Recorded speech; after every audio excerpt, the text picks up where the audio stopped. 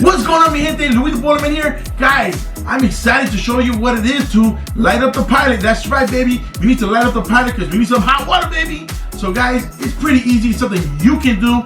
Anybody can do, a homeowner can do. It's pretty straightforward. First thing is first, the instructions is actually usually most of the time in front of you on the hot water heater, but sometimes the instructions could be a little vague or you're not sure. So I'm going to take the process and show you what it is to light up a pilot for your hot water heater so you can save money.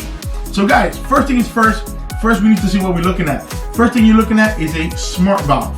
Why is smart valve? Because it's smart. It's telling you what the problem is.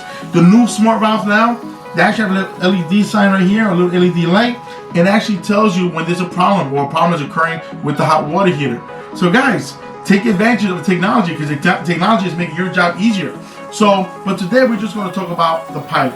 So first thing is first, there's a little knob here and it goes A, B, and C. All that's just telling you is that in this case, usually it's the higher the number, but in this case by letters. So C being the hottest, A being not so hot. I don't know why they do that, don't ask me why, but that's the way they do it, the manufacturers. But it's pretty straightforward, very hot, low. But right now we want to put in the pilot setting. So this little knob right here has a little arrow, it's pointing to the pilot position. So you're gonna take this little knob and put it to pilot. Now once you have it on pilot, you will take your finger and you're gonna push the button in. So this goes in. And what is it doing right now, it's allowing gas to go to the pilot tubing into the pilot assembly where the burner is at, inside the actual bottom of the hot water heater. So right now we have fuel.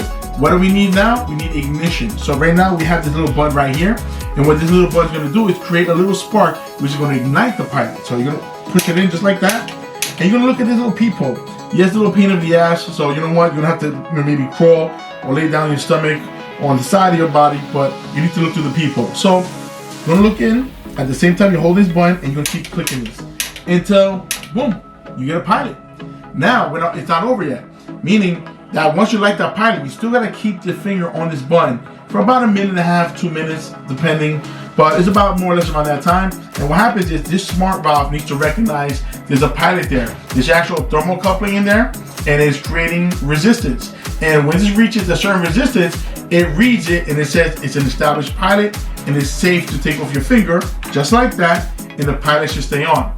However, if you do that and it doesn't stay on, I would tell you to repeat the process.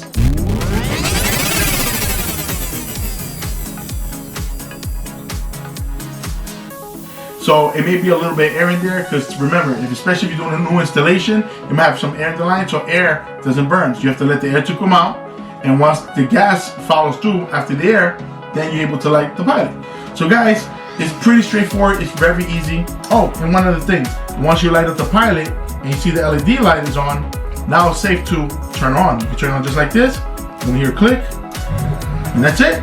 And that's all she wrote. Guys, it doesn't have to be that difficult. It's pretty straightforward. It's very easy. But again, I would always advise you guys to call a professional if you're not sure of anything. Also, the instructions is pretty straightforward. They're usually 9 times out of 10 during the hot water heater. But if you have any problems, you can always call Luis the Boilerman. But most important, subscribe to the video. We'd love to hear from you guys. DM us, smash that bell button, subscribe, and DM, leave us a comment below. We'd love to hear from you. Whippa!